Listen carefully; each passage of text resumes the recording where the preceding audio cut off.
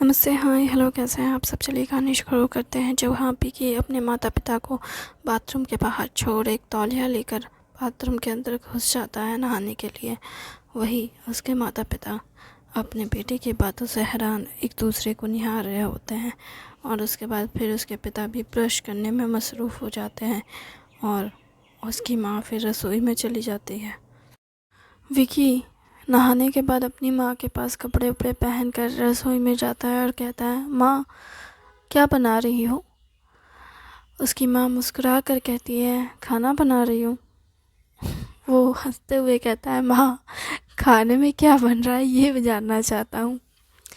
खाने में जो भी बन रहा है वो तुम्हें थाली में दिख जाएगा। उसकी माँ ये कहती है तो विकी कहता है, माँ, आप हमेशा ना सीधे सीधे जवाब नहीं देती। हाँ, क्योंकि तू सीधा सीधा पूछता नहीं है। ओ, तो ये मेरी गलती है। हम्म, अच्छा, ठीक है, मैं इंतज़ार करूँगा थाली में खाने का। अच्छा, तो थोड़ा और इंतज़ार करना। ये कहते हुए वो काम में लग जाती है और विकी फिर रसोई से जाने लगता है। फिर थोड़ी देर बाद लौट कर आता है बाहर निकलते ही और कहता है, माँ, मैं आपकी कोई मदद कर दूँ। वो ये सुनते ही कहती है, क्या तुमने कहा कि तुम मेरी मदद करोगे। हाँ, मैंने कहा कि मैं आपकी मदद कर दूँ क्या। उसकी माँ हैरान होते हुए कहती है, तुम कब से मदद करने वाले बन गए। अरे माँ, आप कहना क्या चाहती हो कि मैं मदद नहीं कर सकता। नहीं, मैं ये नहीं कहना चाहती कि तुम मदद नहीं कर सकते। मैं ये कहना चाहती हूँ कि तुम कब से मदद करने वाले बन गए। आप तो ऐसे कह रही हो कि जैसे मैंने कभी कोई मदद ही नहीं की। रसोई में तो जहाँ तक मुझे याद है कि नहीं की। अब माँ, तो आप रसोई में हमेशा थोड़ी ना रहती थी। मैंने तो आपको शायद ही कभी कभार देखा है। ऐसा हो ही नहीं सकता। जब तुम घर आते थे बाहर से तो मैं ही रसोई में तुम्हारे लिए खाना बनाया करती थी। बाकी समय मेड खाना बनाए या ना बनाए मुझे फ़र्क नहीं पड़ता है, लेकिन जब तुम आते थे तो मैं तुम्हारे लिए खाना बनाती थी। यहाँ तक कि तुम्हारे पापा के लिए भी मैं जल्दी खाना नहीं बनाती थी। उनके लिए भी मैं मुश्किल से कभी सालगिरह के दिन या फिर किसी ख़ास दिन, मैं उनके जन्मदिन या इस तरह के किसी फेस्टिवल वगैरह में कभी कभार मैं उनके लिए कुछ बना देती थी, जब उनका मूड अच्छा हो या ख़राब हो तब। लेकिन मैंने कभी उनके लिए भी इतना खाना नहीं बनाया जितना कि तुम्हारे लिए बनाया है। और तुम कह रहे हो कि तुम्हें पता ही नहीं। मतलब आप कह रही हैं कि जब भी मैं आता था तो वो खाना आप। ओ गॉड, मुझे यकीन नहीं हो रहा कि आप हमेशा मेरे लिए खाना बनाती थी। पता कैसे होगा, कमरे से बाहर तो कभी निकलते नहीं थे। ये 2 बाई 4 इंच का कमरा है और घर है, इस वजह से तुम्हें पता चल रहा है, वरना तुम और तुम्हारे पापा दोनों को पता नहीं चलता था कि घर में चल क्या रहा है, क्योंकि घर ही इतना बड़ा था। और सच कहूँ तो मुझे भी अब समझ आ रहा है कि क्यों कोई किसी पे ध्यान नहीं देता था, क्योंकि घर ही इतना बड़ा था कि कोई किसी की तरफ देख ही नहीं सकता था। एक इंसान जो बगल से गुजरता हुआ निकल रहा है, सामने वाले इंसान को देख ही नहीं पा रहा है, सिर्फ इसलिए क्योंकि सामने वाला इंसान पीछे उधर किचन में पड़ा है और उस किचन के बाहर दरवाज़ा लगा है। किसी को पता ही नहीं कि कौन कहाँ है। किसी को किसी से बात करनी हो, किसी को ढूंढना हो तो कॉल करना पड़ता था। यहाँ तो आवाज़ से ही काम चल जाता है, पता चल जाता है कौन कहाँ मौजूद है। 2 बाई 4 इंच के कमरे में सब दिख जाता है। ये घर सच में बहुत अमेजिंग है।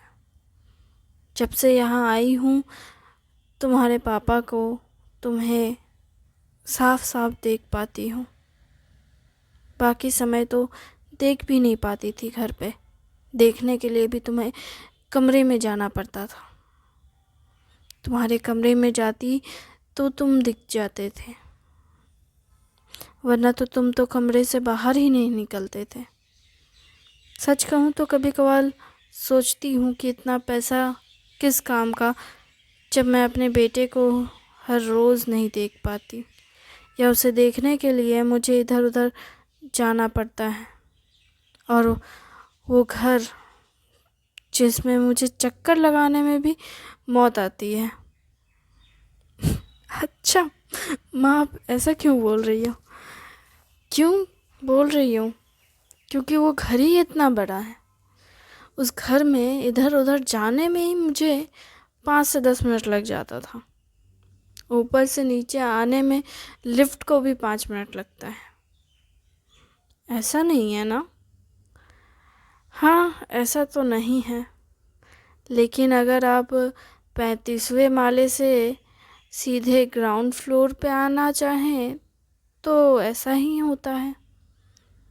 हालांकि तुम्हारे पापा से मैंने इस मामले में शिकायत की तो तुम्हारे पापा ने अभी महल जैसा घर बना दिया, और वो घर में फ्लोर्स तो नहीं हैं, लेकिन वो इतना फैला हुआ है जैसे कोई मोटा इंसान। अरे माँ, कुछ भी बोल रही हो आप। अरे मैं कुछ नहीं बोल रही हूँ, सच में। तुम्हारे पापा का मैं समझ ही नहीं आ पाती हूँ। मतलब एक स्टोरेज रूम है, एक जिम रूम है, एक स्विमिंग पूल रूम है, एक ये रूम, एक वो रूम, पूरे ज़मीन पे ढेर सारे कमरे बना रखे हैं उन्होंने, सिर्फ इसलिए क्योंकि मैंने उनसे ये कह दिया कि मुझे 35वें माले से ग्राउंड फ्लोर पे आने में इतना समय लगता है। अब पता नहीं क्या, अगर मैंने इस मामले में भी शिकायत कर दी तो क्या पता नहीं क्या बना देंगे वो। हाँ तो तुम्हारे पैरों में चक्का लगा दूंगा। क्या? हाँ, तुम्हें अगर इतना चलने में दिक्कत हो रहा है तो तुम्हारे पैरों में ना चक्के लगा दूंगा। तुम ना, वो क्या बोलते हैं, वो स्केटिंग करते हुए जाना इधर से उधर। हाँ, पता चला मेरे पैर टूट गए। बुढ़ापे में मेरी टांगें तोड़नी है आपको? अरे तुम्हारी टांगें बहुत मजबूत हैं, बस कीजिए। बस क्या, और सच बोल रहा हूँ, तुम बहुत मजबूत इंसान हो। आराम से तुम पूरे घर का चक्कर लगा लोगी स्केट करते हुए। बस मुझे ना आप दोनों का रोमांस नहीं देखना, मुझे खाना चाहिए, बहुत भूख लगी है। हाँ तो थोड़ा वेट कर लो, मैं बस तुम्हें देती हूँ। वो ये कहते हुए रसोई में अपनी माँ के साथ मदद करने में, हाथ बटाने में लग जाता है। उसकी माँ पूड़ियाँ तल रही होती है, वो पूड़ी बेलने की कोशिश करने लगता है। उसकी माँ कहती है, तुमसे ना हो पाएगा, छोड़ो। उसके बाद उसके पापा भी आ जाते हैं। वो तीनों हंसी मजाक करते हुए पूरे रसोई में पूरी बनाने में लगे रहते हैं। उसके पापा कहते हैं, मैं पूरी तल देता हूँ। उसकी माँ कहती है अपने बेटे से कि तुम हटो, मैं बेल देती हूँ।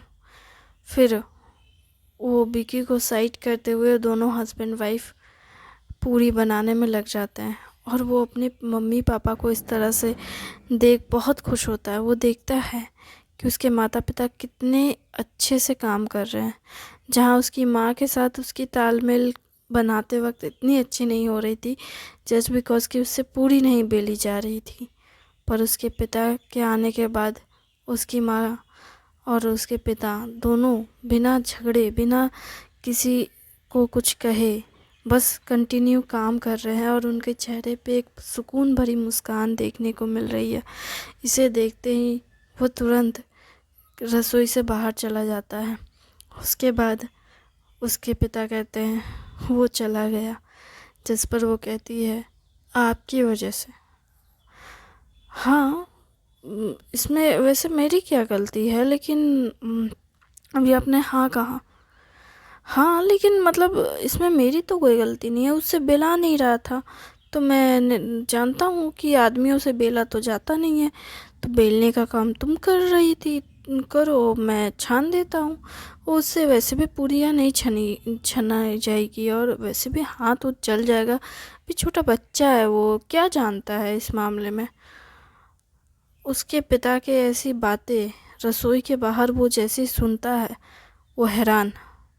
वो सोचता है, क्या मेरे पापा मेरी परवाह कर रहे हैं, मेरे हाथ पर चल जाएंगे। जिस पर वो कहती है, हाँ हाँ, आप तो ऐसे फिक्र कर रहे हैं जैसे वो सच में छोटा बच्चा हो। अब इतना बड़ा हो गया, खुद के लिए खाना बना रहा है, तो पूरी नहीं तल सकता है। हाँ मैं जानता हूँ, लेकिन वो तुम ही थी ना जो छोट बचपन में वो जब रसोई में चला जाता था, तो तुम उसे डांट कर रसोई से बाहर निकाल देती थी, ये कहकर कि ये तुम्हारे खेलने की जगह नहीं है। और वो छोटा बच्चा हमेशा ऐसे तुम्हारी माँ तुम्हारे पल्लू से पकड़े पकड़े घूमता है और कहता है, माँ मैं भी तुम्हारी मदद करूँगा। उसकी बातें मुझे आज भी याद है।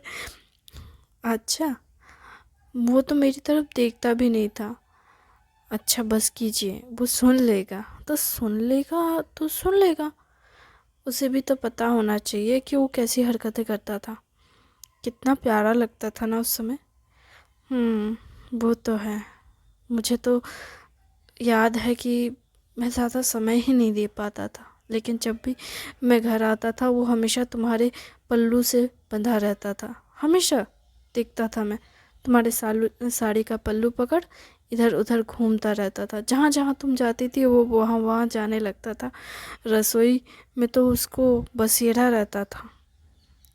फिर जब हमारे पास पैसे हुए, घर बना, मेड आई, नौकर रखे गए, तो तुम्हारी रसोई थोड़ी छोटी, तो उसने फिर फिर उसी वक्त विकी अंदर आ जाता है और कहता है, मम्मी पापा। वो यह आवाज़ सुनते ही वो दोनों पीछे मुड़ते हैं, और उसी वक्त वो एक फ़ोटो खींच लेता है। उसके मम्मी पापा हंसते हैं और कहते हैं, क्या मजाक था ये। फिर वो दोनों पूड़ी बेलने और छानने में लग जाते हैं और कहते हैं, तुम्हें फ़ोटोज़ क्यों खींचनी थी। उसके पापा कहते हैं। वो बगल में आकर खड़ा होता है और पूड़ी को हाथ से लेकर के चबाने लगता है और कहता है, इसमें तो नमक डाला हुआ है, नमक और अजवाइन, हाय मैं तो ऐसे ही खा लूँ 4-5। जिस पर वो कहती है, बस करो, आराम से खाना, सब्जी के साथ मैं तुम्हें दूंगी ना। जिस पर वो कहता है, अच्छा खाने दो ना, बच्चा है अभी। देखा, पापा इस मामले में मुझे छोटा बच्चा कहते हैं, काम के मामले में तो मुझे छोटा बच्चा बिल्कुल नहीं कहते। देखो ये सब छोड़ो, सब्जी बनी है, तुम एक काम करो, थाली में ले लो और सब्जी रोटी सब्जी पूरी खा लो। जिस पर वो कहता है, नहीं अभी नहीं, बस मैं एक ही पूरी खाऊंगा, टेस्ट अच्छा लगा इसलिए। अच्छा ठीक है। फिर वो सब्ज़ी लेकर, पूरी खाने के बाद सब्ज़ी लेकर बाहर जाता है, तो उसकी माँ कहती है, सब्ज़ी लेकर कहाँ जा रहे हो। जिस पर वो कहता है कि बस मैं खाना बाहर कर रहा हूँ, आइए ना आप लोग। उसके बाद फिर एक वो थाली लेता है, उसमें पूरी ढालता है, उसके बाद एक कटोरी में ढेर सारा सब्ज़ी निकालता है, प्याज लेता है और फिर बैठ जाता है। पूरी भी सब छन जाती है। वो दोनों भी बाहर आते हैं रसोई से, तो वो टेबल लगा करके बैठा रहता है और कहता है, चलिए साथ में खाते हैं। क्या साथ में खाते हैं, मतलब एक थाली में। हाँ याद है मम्मी, मैं बचपन में ऐसे ही बैठ जाता था ज़मीन पे या कहीं भी, आप थाली लेकर आती और कहती, चलो साथ में खाते हैं। फिर आप और मैं साथ में खाना खाते थे। तो आज हम तीनों साथ में खाते हैं, हमारी छोटी सी फैमिली एक साथ खाना खाएगी। हाँ ठीक है। वो ये कहते हुए वो तो बैठ जाती है अपने बेटे के पास। फिर वीरेंद्र कहता है, क्या सच में साथ में इस तरह से? आप तो ऐसे कह रहे हैं जैसे हम दोनों साथ में कभी खाए ही नहीं हैं। अरे मतलब ठीक है। वो भी बैठ जाते हैं और विकी कहता है, मेरी माँ ना हम दोनों को जोड़ कर रखती है। माँ, आप हमेशा ऐसे स्वस्थ रहिएगा। पता है, आपके बिना ना हमारी लाइफ बिल्कुल भी अच्छी नहीं है गुजरेगी, यह मुझे पता है। ऐसी बातें मत करो, मैं तुम लोगों के बिना अधूरी हूँ। पर हम ज़्यादा अधूरे हैं, क्योंकि आप ही तो हो जिनकी वजह से हम दोनों इतने खुश हैं। आपको पता है, पापा कहते हैं, जिस पर उसके पिता तुरंत उसके मुंह में पूरी ठूसते हैं और कहते हैं, अरे आराम से, बेटा का मुंह गला में अटक जाएगा खाना। अरे उसको बोलने, खाते वक्त बोलते नहीं है, खाना खाओ चुपचाप। वो अपने पिता को इशारे से बोलता है, बोलने नहीं दिया ना आपने, बोलने दे देते, मेरी माँ कितनी खुश हो जाती ना।